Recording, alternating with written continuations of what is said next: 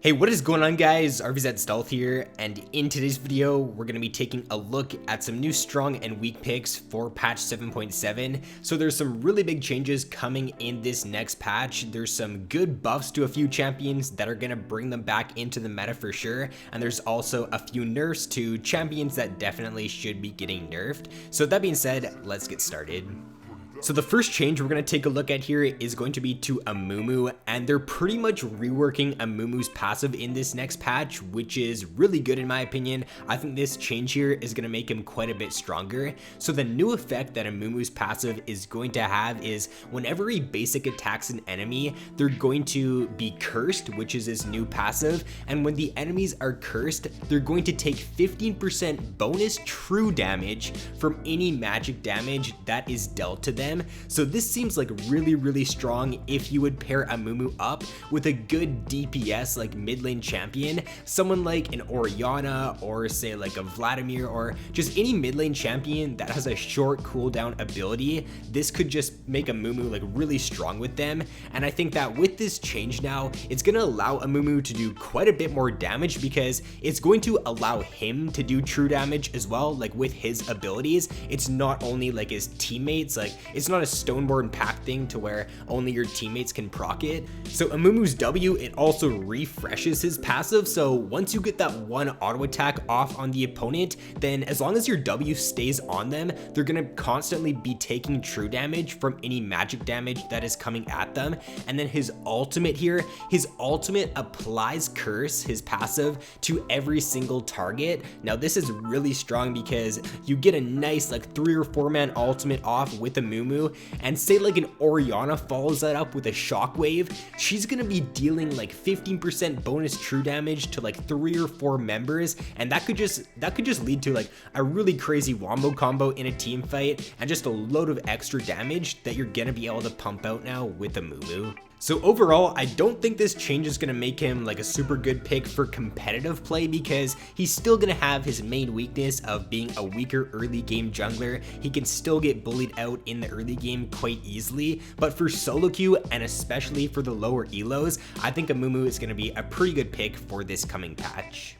The next change here we're going to take a look at is to Bard, and after doing a little bit more research about this change, I did come up with like a little TLDR as to what these changes are. I will put them up on screen here, but they are very confusing and they're very hard to understand unless you are a Bard main. So basically, Bard will now be able to get a maximum of 9 meeps instead of 4. He's also going to deal extra damage now on his meep empowered attack, and once you do get enough chimes, your meep empowered attack is now going to slow for more.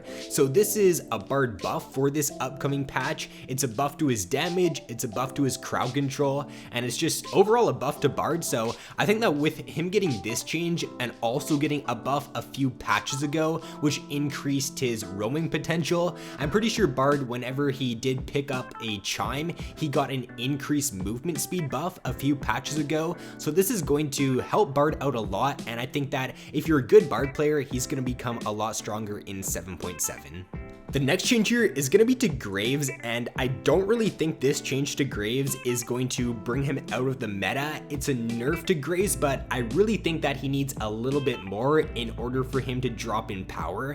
But what they're doing to Graves is the True Grit, it's no longer going to grant him magic resist. Now the reason to why I don't think this is really going to affect him, at least right now, is because we're really not seeing too many AP junglers being heavily contested in this meta.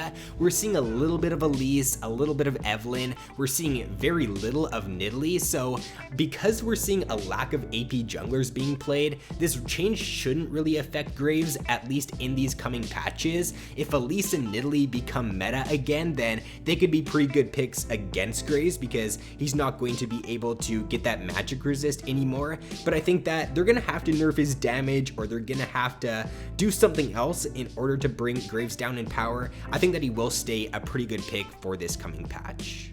The next change we're going to take a look at here is going to be to Jarvan, and they're changing the way his W works, and this is a really nice buff to tank Jarvan for this next patch. So what they're doing is they're tweaking the damage on the base shield a little bit. It's getting increased in the earlier ranks but decreased by 5 in the later ranks. But what they're doing here, which is a really nice buff to Jarvan, is they're changing the way the scaling works on his W. It's no longer going to be a flat amount, it's going to be for a percent of Jarvan's total maximum health. So basically what this means for Jarvan, I did the calculations to it, and once you do have rank 5 in your W and you've got like around 4,000 HP, you're only going to be getting like a 100 or 200 health extra shield from like this patch to the next patch. So it's not really that big of a buff to Jarvan. It is a buff to his shield though, like throughout the whole game. It is going to make his like jungle clear a little bit better and a little bit healthier. It's going to allow him to trade a little bit better if you are playing top lane Jarvan, but it's not like a crazy buff to him, so I don't think it's gonna make him like super strong in this next patch. Next up here are some changes to Kassadin. They're giving him a lower cooldown on his E now, so it's going from 6 seconds down to 5 seconds, and they're also increasing the AP ratio on his ultimate from 20% up to 30%.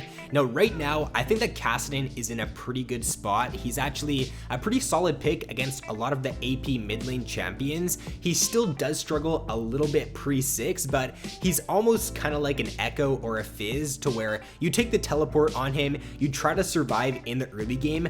Once you hit level 6 as Kassadin, you can outplay a lot of these like skill shot oriented mid lane champions by using your ultimate to dodge their skill shots. So I think that with this buff to Kassadin, he's going to see a lot more play in this next patch here. I think that it is going to make him quite a bit stronger, especially against a few of these like AP skill shot reliant mages. Now the next change here is to Lux, and this is a really nice buff here coming to her ultimate. So this new effect on her ultimate is to where if you kill an enemy champion, the cooldown on your ultimate is going to be reduced by 30%, 40%, and 50% for each rank you put into it. Now I did do a little bit of math here, and if you do have rank 3 in your ultimate, you have 40% CDR, and you kill a target with your ultimate, then your cooldown, or the cooldown on your ultimate, is going to be only 15 seconds. Now that's really insane, because when you're playing Lux, like a lot of the time your ultimate is going to be what kills the target. As long as you do have like some decent AP on Lux, and as long as you're not super far behind, you can one-shot Squishy super easily. So come late game team fights, if you can get that one shot off, then your ultimate's gonna be on a 15-second cooldown. So for example, if you get a pick off, say like on the enemy AD carry, and you make it a 5v4 for your team, you can go over and take Baron, and your ultimate will be up again, or you can just wait for your ultimate to be back up. If the enemies try to like contest for the Baron, then you can just kill them again with your ultimate. So I think that this change might not seem like a big deal, but I actually think that this is a really nice change to Lux, and I think she's going to be a much stronger pick come 7.7. And the final bigger change we're going to take a look at here is to Shaco, and AP Shaco is getting buffed for this coming patch. So what they're doing to his passive is it's now going to have an AP ratio on it. So they're changing it from 120% to 145% to 130% plus 40% of your AP. So I think that this is actually a really nice change if you're an AP Shaco player. AP Shaco might be better now in 7.7. The tank Shaco build is really strong in this patch right now, but we might see AP Shaco make a little bit of a comeback. Now they're also changing his Q to where the cooldown on his Q is actually getting increased at earlier ranks, but it's getting decreased at later ranks. Now I'm pretty sure you do max your Q out first on Shaco though, so once you get this on rank 5, it's now going to be on a 12-second cooldown instead of a 14-second cooldown. Now that's actually a pretty big buff here to Shaco, because every second counts, like when you're playing Shaco and when your Q is like off cooldown, because your Q is what you like live and die by when you're playing as Shaco. If your Q is up, then you can make so many plays and you can just escape out of so many sticky situations. So this is a really good buff to him for this coming patch. They are removing the extra damage that your Q does deal once you come out of your Q and you auto attack a champion. So overall, what this change means for Shaco is that tank Shaco is going to be quite a bit worse in this next patch, and if you build him as AP Shaco, then you are going to be rewarded a lot more, at least damage wise, because they did reduce or because they took away the base damage now on your Q when you come out of stealth and you auto attack the opponent. Your damage is going to be a lot weaker if you're going for that bruiser Shaco build. If you do end up going AP Shaco though, then I could see you actually doing more damage in this next patch. So I think that they're just trying to get Shaco players to stop going for this like hybrid tanky build, and they want him to be going for more of this like high risk, high reward AP build. So those were all of the significant changes that are going to make champions stronger or weaker for this next patch. There are also some other changes to Katarina and to Nunu and to Talon, but those changes really aren't going to make them that much weaker, so I'm not really going to go into detail about them in this video. But with that being said, guys, if you did enjoy the video, be sure to leave a like and subscribe if you have yet to already. So thanks for watching, have an awesome day, and I will see you in my next video.